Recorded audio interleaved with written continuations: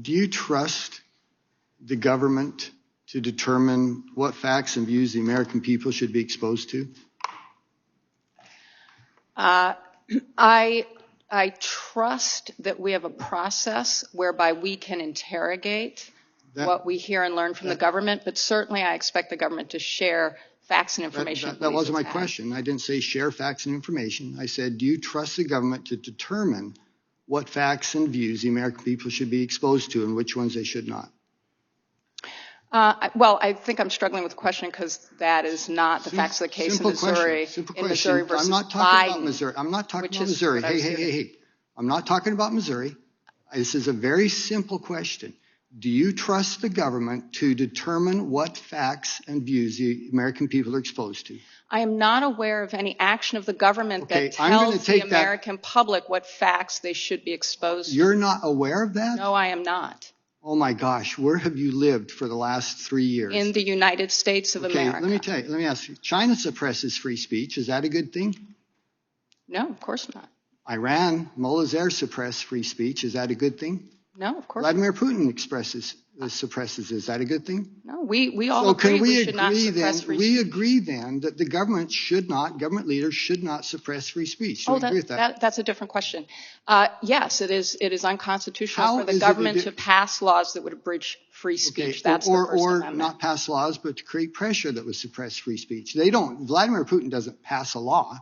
Yes. He exerts his force and influence to suppress free speech. Yes, the case law says that the government cannot coerce private entities. And we agree that's a bad idea, don't we? Yes, and I would absolutely agree when Donald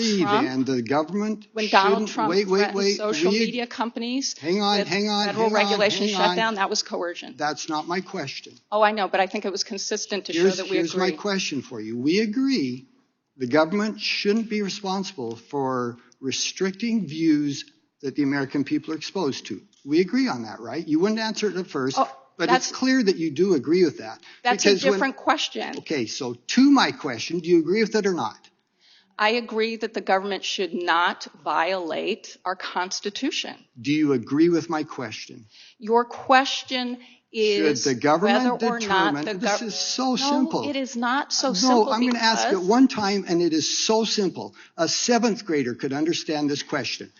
Should the government be responsible for the views and the facts that the American people are exposed to? The problem I have is that I don't know of any facts in which the government tells us what to believe. I'm going to say that you're unable to answer a question, which for me is fairly shocking as an American citizen. Let me ask you now then, having concluded that you're unaware of suppression of free speech in the last several years, what about, for example... That's not actually what I said, but thank you. Do you think it was appropriate for the FBI to pressure private companies to censor and take down posts that the government disagreed with? Was that appropriate? I'll give you an example that you were unaware of. I'm glad you're aware of it now. Was that appropriate for the government to do that? Sir, the only thing that is appropriate for the government to do is what it is lawfully allowed to do both under the Constitution and the laws of this country. Which is? Which is to conduct its criminal investigations appropriately to our laws and to our policy. So they didn't have the ability then to go to these private companies and to say they can't. There are instances in which, in order to protect the integrity of a criminal prosecution, they may ask. Sometimes news agencies and others certainly agree with that. Was that the case here? Was there any criminal prosecutions involved with these cases? Not that I'm aware of. Criminal investigations are not prosecutions. Okay, criminal investigations. And also the integrity of criminal. Were there any criminal investigations regarding these examples? Which examples are those, sir? For example, anything regarding the Hunter Biden laptop. Well, there are lots of things that have been said in public media about Hunter Biden's laptop. There was a criminal investigation, in fact, a plea in that case. Does it bother you that 51 former intelligence officials made a determination that the Hunter Biden laptop was Russian disinformation, which they admit, by the way, they had no evidence at all that that was true. Zero evidence that that was true. Does that bother you they did that?